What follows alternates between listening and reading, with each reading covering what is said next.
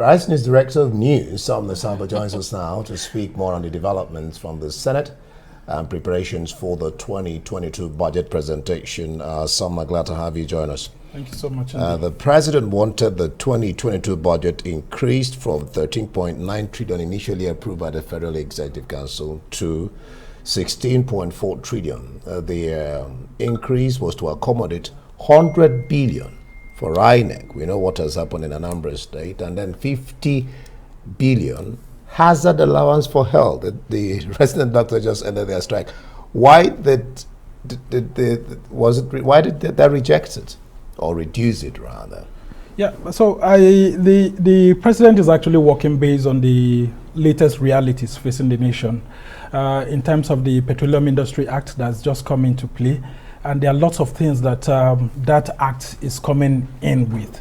And a lot of challenges also in terms of implementing that act. And of course, you would agree with me that it's from the petroleum industry that we get a huge chunk of our revenues that we use in running the country, alongside non-oil revenues that we usually have. So in all of this, the president is also factoring ahead some future things that will happen. Like, for example, giving 100 billion naira to the Independent National Electoral Commission on time to start preparing ahead of the 2023 general election is one that budget analysts feel it's a very good thing, because the things that, unlike the time where we used to have former INEC National Chairman Atahe Rujega always shouting, crying almost, very close to the election, that these monies have not been released or they are being released in piecemeal. Here's a government that's thinking way ahead of time. But the challenge here is that we are having 10 trillion naira as expected revenue.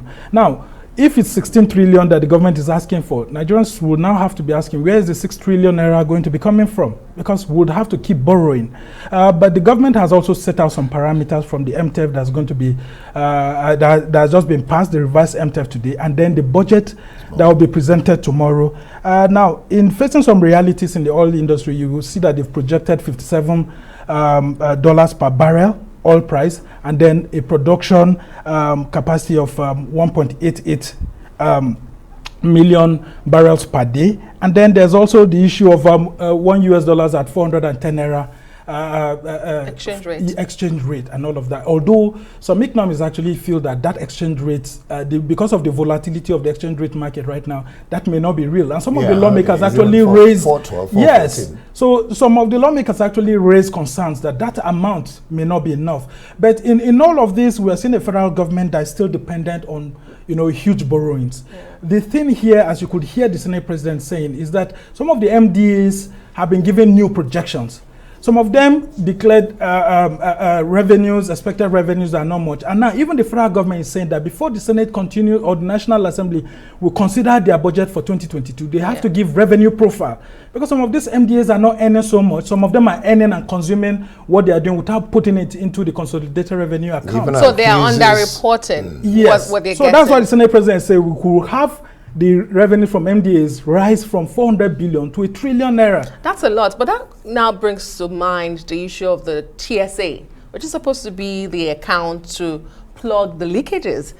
Would that be an admittance that the TSA isn't working? But, you talked about the revenue and the expenditure, and we had some senators talk about that. Yeah, because when you have, when you talk about acceleration in expenditure relative to your revenue, that automatically equals to higher budget deficit. So that's a huge problem the National Assembly is also thinking about. But how happy is the executive about this cut? Well, the cut, actually, we've seen the lawmakers cutting 60 billion naira out of the entire 16 trillion that's been presented. Well, while it's a welcome development, some Nigerians even think that it should have been cut down further. But you also have some school of thought that actually think that the government is being progressive. Because if you look at 16 trillion naira budget, it's not even up to our aspirations for having it's not up to about 30 billion US dollars, the entire budget when you convert it to dollars. And some of them are saying that we have to be progressive in thinking. We have to spend our way out of the current economic challenges that we have. Because it's only when we keep spending that we'll be able to have an economy that is out of inflation on time and then out of recession on time, and then a lot of private sector participation. We've seen, for example, the non-oil revenues that the federal government is counting on is 2.3 13 trillion naira non-oil revenues, while the oil revenues is going to be 3.15 trillion naira. So you see, the oil revenues are still more than the non-oil revenues. So there should still be more investment to see how we can get the non-oil revenues to bypass, to be more than the oil revenues. Because as long as we keep focusing on the oil revenues, then there will be a challenge. But good enough for us as a country, the oil revenues are beginning to increase because of what's going on globally. Then there's the question of subsidy for the populace. The Anyway, before we let you run that a lot away, of lawmakers are unhappy about, that we are still paying subsidies. But they just had to pass this MTEF on time to support the executive to see how we could spend our way out of our challenges. All right.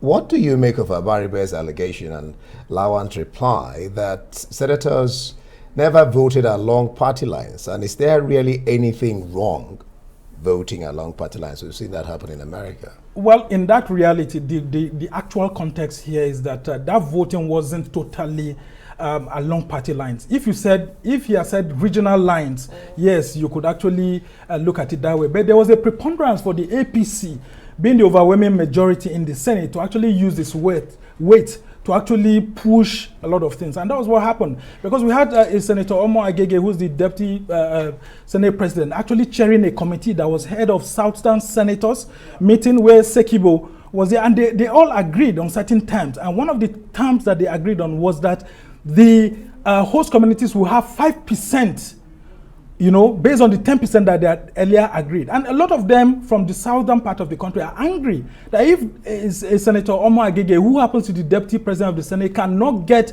the President of the Senate to see things his own way and at least give him 5% as a leader from that region, in a bipartisan way, then there's a challenge. Because the North actually came with a 30% for the frontier basins, and they got their 30% without being reduced. So the thinking was that politically it was a win for Ahmed Lawan as the President of the Senate. So as the Deputy President of the Senate, he should have been able to get some leverage too.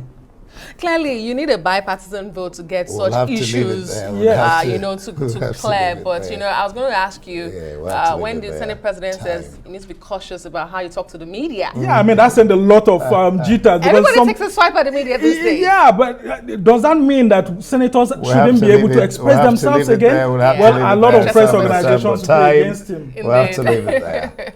Thank you so much, Sumner.